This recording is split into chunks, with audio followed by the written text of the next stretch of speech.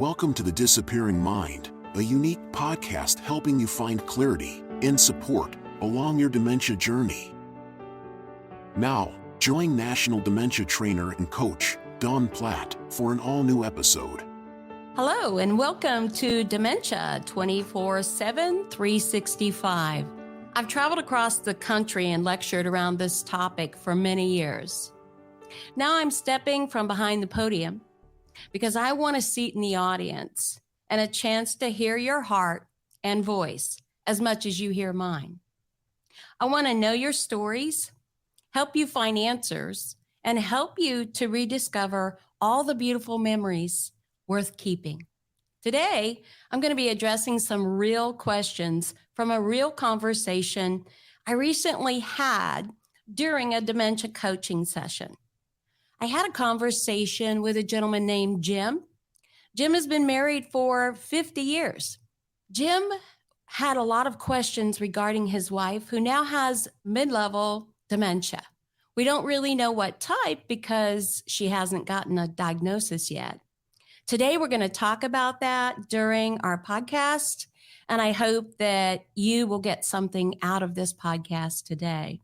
Before I get started, there are a couple stories that I'm going to tell, and I like storytelling. You need to know that about me. I'm going to talk a little bit about some common early symptoms of dementia so that you have an overview of what might be happening or what you might expect if you have someone you know, a friend or a loved one, who has dementia. So let's get going. So some common early symptoms of dementia. There are different types of dementia that we see that can affect people differently. Everyone will experience symptoms in their own way. Dementia relates to a person's ability to function and how their brain functions. So it may be different than they once did. Think of it as a gradual, progressive brain damage that causes a disease and that changes one's power to think and to interact with the world. Perhaps judgment, decision-making, all of those things can change when it comes to dementia. Usually it's about the middle stage of dementia where individuals begin suffering from a loss of abstract thinking. And it progresses as the dementia progresses. They begin to lose some mental capacity to connect with past experiences and the knowledge to apply them with current situations. What does that look like, or what am I talking about? Some of the early symptoms can range from confusion, difficulties with problem solving, the inability to multitask, or react as they might have prior to having dementia. Some of the early symptoms that may appear, and I say may appear because they don't all appear. Again, we're individuals and we can have dementia differently. Even before a diagnosis comes about, these are some of the things that we might see with someone who has dementia. Number one would be being confused about time and place, having some memory loss. Usually short-term memory or things that have recently happened will be the first things that people tend to forget. Mood changes can be very common with dementia. Difficulty concentrating, difficulty processing things. So all of those things have to do with brain function.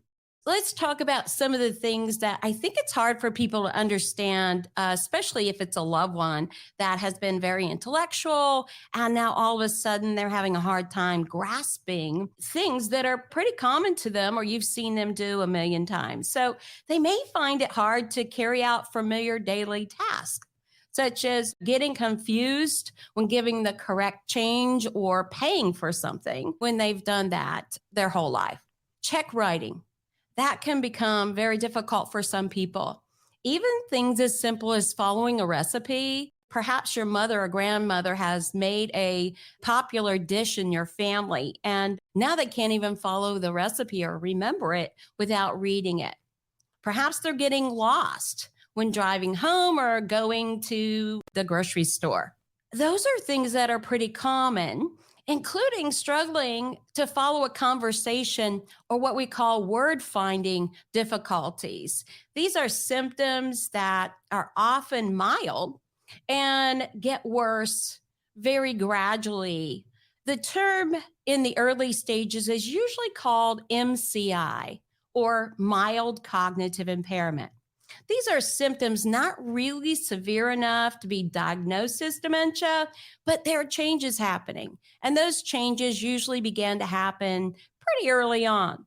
People around them may not notice these symptoms. If they have them, they certainly notice them. But as they grow gradually, family and friends begin to notice more things that are occurring. In some people, these symptoms will remain the same and not worsen. That's called MCI. But others have MCI and will go on to develop dementia. I think the national statistic for that is about 20% go in the next few years and develop full-blown dementia. So it's not a natural part of aging dementia.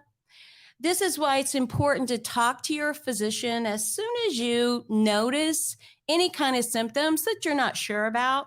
Get a screening. If you're worried about any memory problems or other symptoms you're having, it's a good time to go and get it checked out so you can have an idea of what's happening, or you can catch it early and make some steps in your life to bring change about and preserve your memory, preserve your cognition. So today we're going to have some real questions that I really am excited to talk about. I love talking with families, caregivers about their loved one that has dementia. It's the real stuff, and it's stuff that we're going to talk about on a regular basis on this podcast. Before I get into that, I do want to kind of tell you a little story so that you understand kind of where I'm coming from. And I always like to share stories just to relate to my audience and relate to people who have a loved one or a friend with dementia.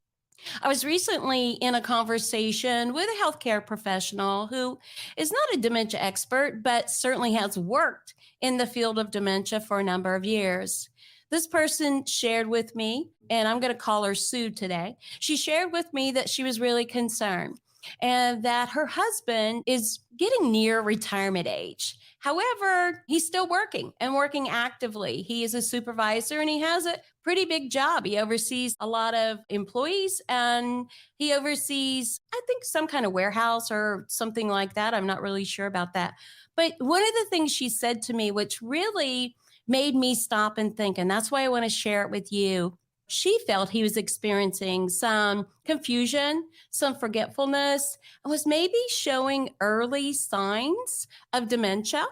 And what was so interesting is as she began to share with me, he has been losing credit cards. He's been forgetting appointments. He has not really been as sharp as he had once been. And so she really was pressing in to kind of get a diagnosis. Here's the issue, and here's what we want to talk about as we go through our podcast. I encouraged her to get a diagnosis, but I also encouraged her to really take a look at the situation. Her husband's still working. He still is able to be a supervisor and a professional. I asked her about his health problems. He is a diabetic and a brittle diabetic on insulin. They've been working on his health problems and even got a monitor so that he could know where his blood sugars were. Since doing that, he has gotten better and decreased his insulin level. With that, his confusion has lessened. So we really took a look at how is he living now? Is this really a problem and what can he do? So I guess the moral of the story in the conversation I said to my friend was, you do know what to do. You do know how you're feeling. And isn't that the way it always is? Even being an expert in the field, when it comes to my own family, we look at things a little different. So I encouraged her, how is he doing? What's the real problem? What can you work on now? Can you increase his physical exercise? Have you changed his diet? Are you cueing him and supporting him? What kind of things can you put into place that he might remember his credit cards more or take extra steps, right? Not to be careless with them. I think in the beginning, we really need to take a look at what's happening in life and what it is that we can do about it now. Let's face it, dementia is the long goodbye. It's a long process. And all of us are at different places in dementia. And that's what's really important. Take a look at your friend and your family member. What kinds of things can you put in place to have valuable time, to preserve memories, and not to get too frightened about the thought of dementia? Perhaps it's not even dementia. Perhaps it's another healthcare condition. And what can we do now? So I wanted to share that story with you. And I will tell you that my friend, after our conversation, had indeed told me that she had put those things in place already. She just needed to talk about it. And that's what we're going to do on this podcast. So we're going to talk about it and decide what steps you want to take to make a difference in your life and at what pace that you want to go. Obviously, I encourage getting a diagnosis, but even if you get a diagnosis, you could be disappointed or it may not be what you need at this point. That's your decision in your life as you live it. So thank you. I want to transition now to my conversation with Jim. Let me tell you a little bit about what I know about Jim and how much I enjoyed having dinner with Jim and his daughter and having a conversation in regards to his wife of 50 years. Now, I don't know the exacts about his wife, but I'll tell you, I think that she's probably a very spunky lady. I think that she had a successful career, and I feel like she's in the mid stages of dementia. Jim wrote me several questions. I believe that there are 24 questions on my list. I won't be able to get to all those questions today, but I promise you that I will cover them in future podcasts if you'll join me. But I want to talk about the situation and some of the early questions you might have as a family. There's so much out there and so much on the web, so much we can learn about diagnosis and dementia in general, or Alzheimer's disease as a diagnosis. But when we really get down to it, there are probably some pretty basic questions that people have. After all, could you imagine being married for 50 years and all of a sudden look at your wife or your husband and realize that you didn't know them or they were doing things that you've never seen them do before and you really don't know why? I believe that Jim is a pretty analytical guy. I know that he does have a teaching background, and I know that he has real questions, and he's doing a great job. He really is doing a great job at working with his wife and family to live the best life that they can live. But let's get into some of these questions and begin to talk about them. So here's some of Jim's questions. How do you handle it when loved one accuses the spouse or family members of losing technology, chargers, phones, etc., when they often just cannot recall where they put it? That's a great question, Jim. And I think that it's one that many of us ask early of our spouse, even if they don't have dementia. But here's the thing, going back to some of the common early symptoms, dementia impacts how we reason, how we process things, our abstract thinking, executive thinking. And one of the things is they simply can't remember or recall things they've done recently. One of the things that they do to protect themselves, because they're insecure about these things, but they may not know why. They may not be able to put their finger on it. So it's obviously your fault. Because if I'm not in total reality and I've never done that before, chances are I might be in a little bit of denial about that. And of course, I'm going to blame you. And that's usually what happens.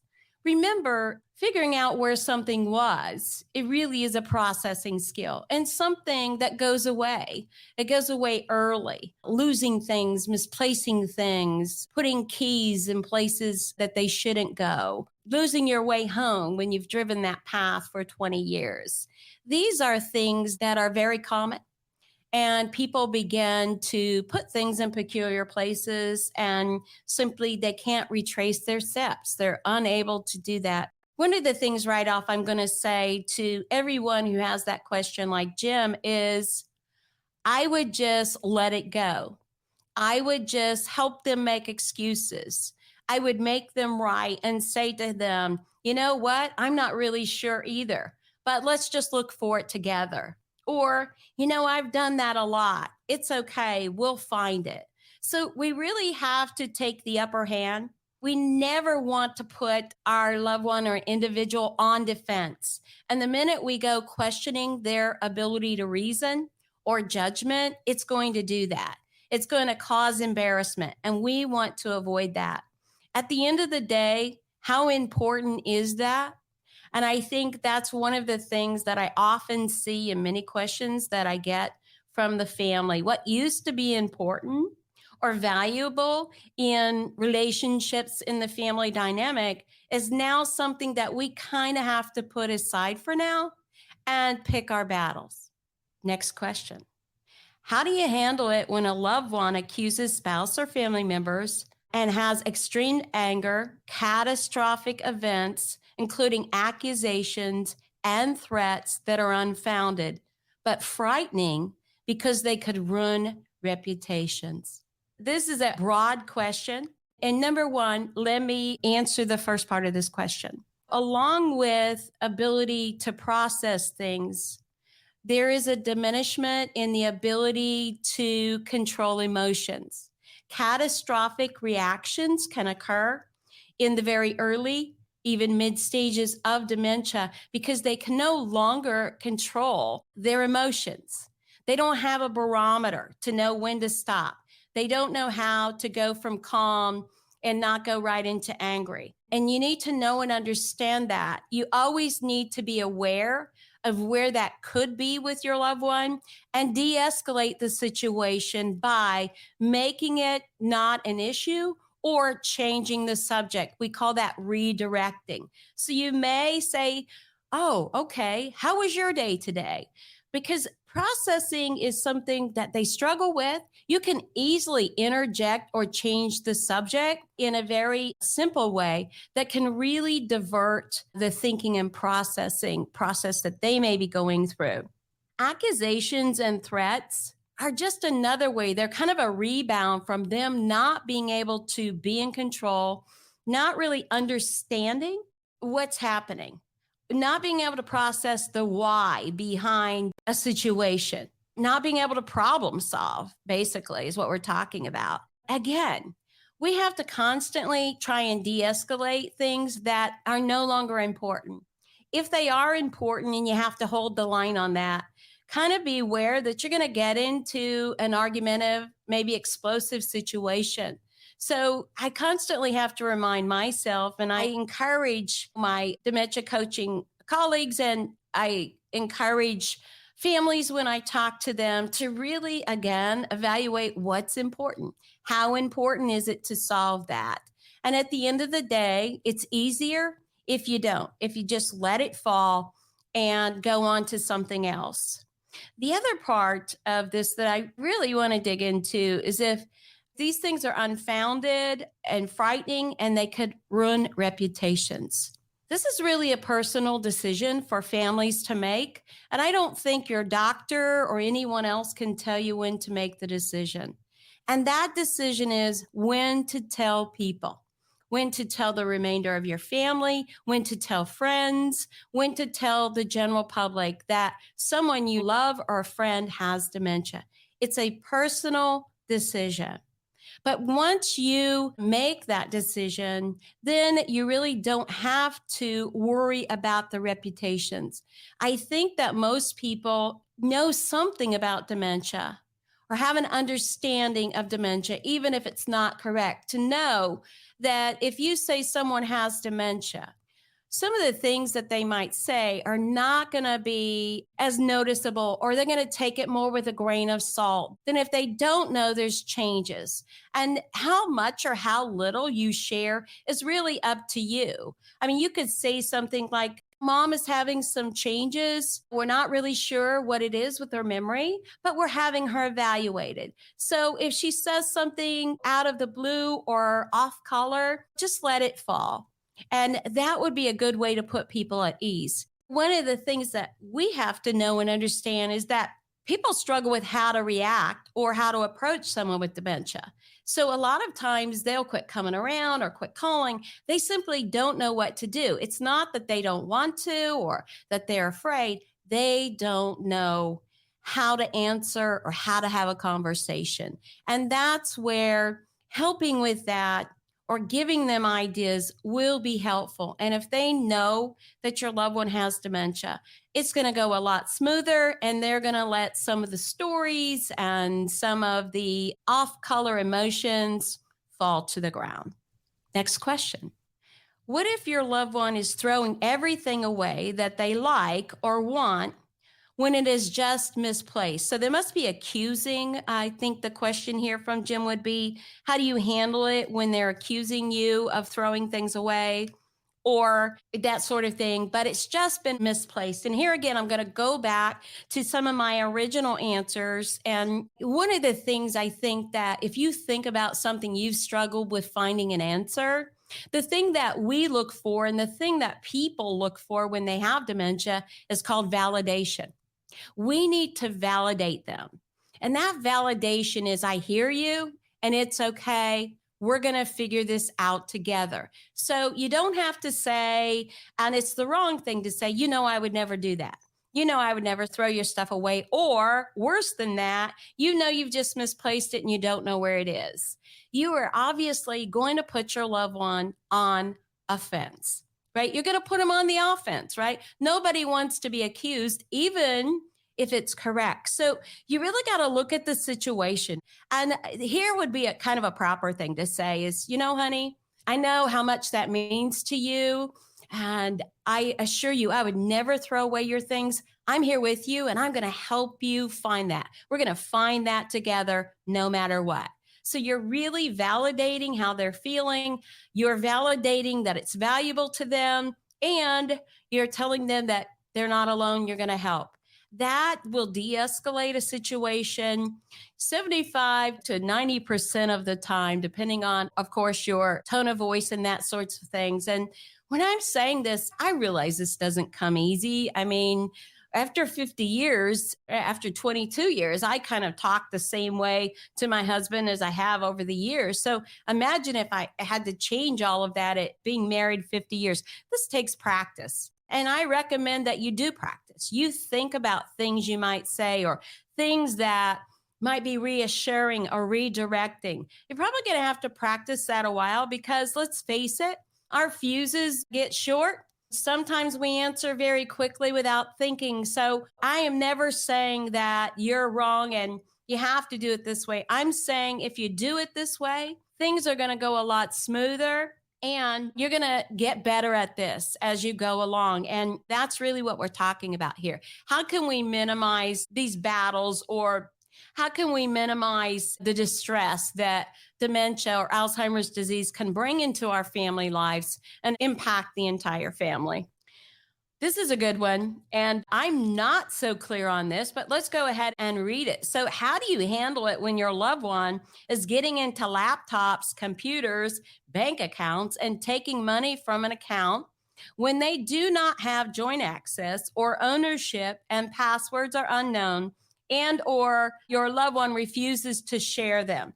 So I believe, let me clarify this a little bit. I believe that they are accusing the loved ones of getting in and stealing from them, getting in and taking from them, getting into their stuff, their bank accounts, their computers, all of that sort of thing. So this paranoid behavior is very common, really begins to develop when you get into the middle stages, even early mid-stage. Paranoia is part of dementia, most types of dementia. And when we get paranoid about lots of things. So I think that what they're saying is they're fearful, they're not sure. And as we get later on into some of these questions that Jim has asked, let me just give you a little bit more background on his wife. Okay. So she is having some hallucinations, meaning that she's seeing things that aren't there, as well as delusions and probably some auditory hallucinations. So sometimes in some days, things are real to her that aren't real to you. This is a reality.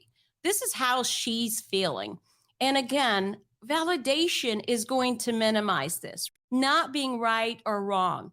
Let me say for the analytical person listening, dementia is gray. It's not black and white, and it rotates and it grows as we go into the different phases of dementia. So, this person, out of fear or out of lack of control or out of being able to process things, is obviously not going to say, well, I messed up, or I probably forgot that, or I transferred the money here, or I spent it, or I gave it away. So I think one of the things, again, that we're always going to talk about is reassurance. It's reassurance. And in this particular case here, we're not talking about someone who's had a diagnosis. This woman refuses to go to the doctor to get a diagnosis. So we're actually getting it, unfortunately, in a roundabout way, which is not the best way to get it. We're getting it through obvious crises that end up in the ER, or getting lost, involving police and being in the ER or hospitalized and getting some neurology consults. This is an ongoing thing where we've actually gone in and got all of our testing and we know what we're dealing with. We're not there yet in this situation. And that poses a whole different issue that we're talking about here. It's really hard when someone still is having realities or they're living independently, but they're losing some of their realities. There's boundaries that children set and spouses set that we don't want to push the issue. We want them to make decisions and we want them to be themselves, be in control. And so there are boundaries there that we have to decide as a family how quickly we can move those boundaries, or how quickly that we can get a diagnosis or push for that. Sometimes it gets difficult and the battle is greater than the outcome. So again, it's a great conversation to have. And I think you as a family have to decide where you're going to draw the line. Only you can do that. I can tell you, but I'm not living it. You are. I think that that's important to know. Here's one of the things that you want to do very early on. It's a good place to put it in. At some point, you're going to need to talk about guardianship.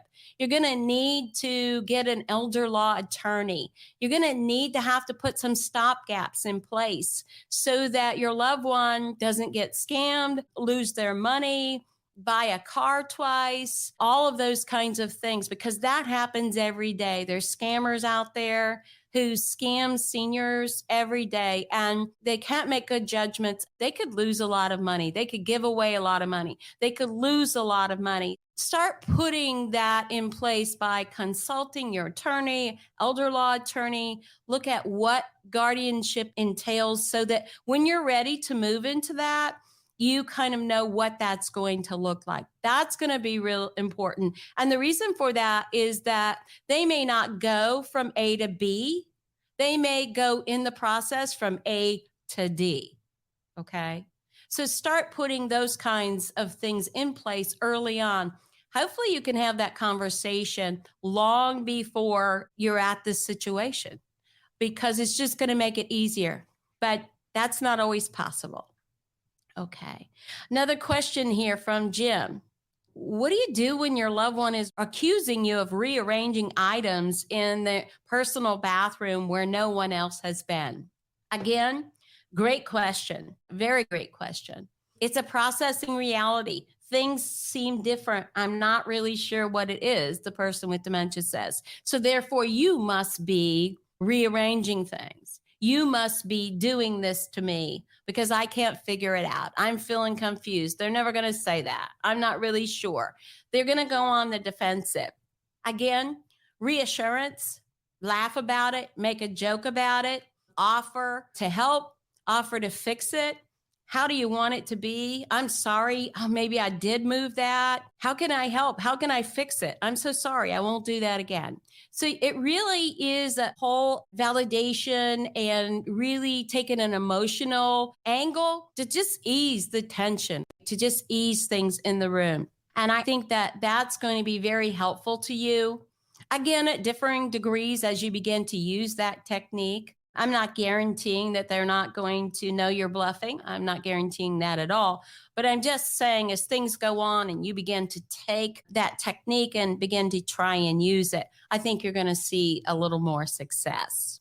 So let's move on in our questions here with Jim. These are great questions, by the way, and something that only a loved one or a family member in that situation could really come up with. So great questions, Jim. All right. How to kindly manage a situation where it's clear that someone forgot something like a doctor's appointment. Jim, again, is analytical. And things have been important in their life. I'm sure they were both successful. And there are probably things that just never happened in their marriage or household that are now beginning to happen. And they're really hard to understand. But let's talk about the situation. Forgetfulness is the first thing that begins to happen. Short-term memory also. They met someone yesterday, but today they don't remember meeting them or can't recall the name. Again, I think reminding yourself that this is happening and supporting the situation. That's one of the reasons why I think it's key to be involved in some sort of support. Whether you're on a Facebook support group or whether you attend a support group or whatever the case might be, talking and dialoguing about the situation is really going to be important, because you're going to realize that a lot of other people in your situation or a similar situation are in the same place. And hearing them talk about their situations, like we're going to talk about on the podcast, is going to be helpful. It is not easy over time to go, oh, yes, that's right. They can't process this. It's just not something that comes naturally to us, especially when we've been with someone for a very long time. Next question. Suddenly disappears, getting lost on the road, unable to figure out maps, what to do in those situations when it feels like a crisis. Again, this is the common early onset dementia when people start having a little safety issues here and there. They get lost driving home. They get lost going to the grocery store, going around the block. They lose their car. They lose their keys. Many of them get out of their car and just leave it sitting there, that sort of thing. So the process here I want to talk about is safety. One of the determining factors and when you need to move the boundaries is safety. If your loved one is safe and there's no real issues going on, they're not giving away money or losing money or mismanaging medication or getting lost where their life or someone else's life is at danger, these are boundary points that we need to kind of evaluate there. I know that if we talk to our police officers, that they could tell you they run into this all the time. We get on the interstates and see the silver alerts. Somebody's got in their car and driven across the state or even across the nation. We see that a lot. So safety is one of those things that really is the stopgap. People ask all the time, when should we take the keys to the car? When should they stop driving? This is another decision that it's a personal one for the family, but it's also a safety one for people in the community and your physician. It's something that you need to start talking about as you're talking to your doctor. There is available what's called a driving eval through rehab places, and in most cities, there is a rehab center or physical occupational therapists that do what's called driving evaluations. And they get in a car with the person and they evaluate their reaction time, whether they're safe, if they make right choices. And I think that that's something you could ask your doctor about. Also, I think the other thing I'd really like to talk about here is you need to have an open and honest conversation with your doctor. You're not going to your doctor to just get basic diagnosis. If you don't have a physician who supports you through the process, I suggest you get one. And this is where a doctor would have a lot of influence in most cases with your loved one. Police officers, a lot of people will respond to a police officer and hearing something from them than they will from you. Doctors can begin to talk to your loved ones about safety and driving and that sort of thing. So this is a very touchy situation. And if you have the privilege of having conversations before you get well into dementia, it's something that the person themselves should kind of talk about and begin to decide when that's going to happen. Here's the thing that's not going to happen. Okay. And I need you to know this. If your loved one is in the middle stages of dementia, they can't make that decision. They're well beyond decision making and judgment. They're not going to see themselves as unsafe. They're not going to see themselves as a threat or they can no longer drive. They're not going to understand that they're getting lost. So again, reasoning and giving 10 reasons why you shouldn't drive when you're in the middle stages is going to be met with a lot of resistance. And that's why pre-planning is very, very important when we talk about safety here. Once you get a diagnosis, please begin to talk about these hard topics. Please begin to involve family, physicians, and other healthcare professionals because this is a hard decision. And the guilt involved with taking the car can be overwhelming. So I'm talking to the children here and even the spouse. Taking stuff from your parents when they're no longer safe is heart-wrenching. And you're going to need to get a lot of support for that and maybe talk through it. But it's something that at one point is going to have to be done. And it's something that should be done when safety is not an issue. Let's take one last question here. And then I think I'm going to wrap up the podcast for this session here. This is an analytical question, which I love this question. It goes like this. My loved one gets notes about where I am, but either refuses to read them or just ignores and makes accusations about my true whereabouts. So here again, we have two issues. We have paranoia, we have insecurity and fear. Can I trust you? Where are you? Are you having an affair? Are you really telling me the truth? And we have the expectation that the wife can process anything. We used to leave notes on the refrigerator, right? And you knew to look there. Okay. When you have dementia, even if you read it 2 minutes ago, you're not processing what it means, maybe not even applying it to the situation. And there's a time gap. So remember we said that they can get confused about time and place.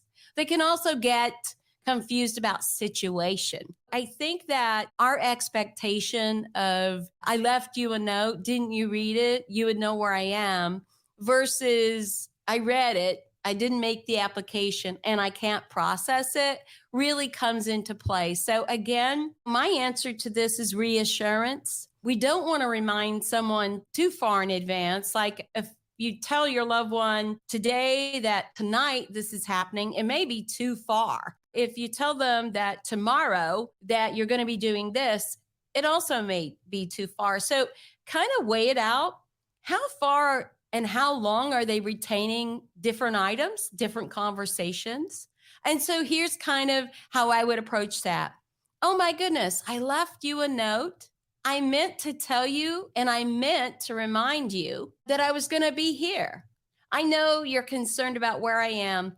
And next time I will do something different, or I will be sure and call you, or I will take on the responsibility and offer the reassurance. And you may have to do it multiple times. Chances are that's going to be the case, that you're going to do it multiple times. That's really our response to dementia, is preparing ourselves and our phrases and our comebacks and our validations to do it multiple times. The podcast is Dementia 24/7, 365. It doesn't change. It does progress at different stages. And so I think that we really need to take a look at how we're going to act, how we're going to react, and what's really important as we go through the phases of dementia with our loved ones. I want to say thank you for watching and listening today. I hope my words have guided you closer to finding the path forward for you and your loved ones. Join me next time as we continue to explore who we are beyond our memories and lift one another up through shared experiences and heartfelt conversations. Together, let's live our best lives and find joy along the journey.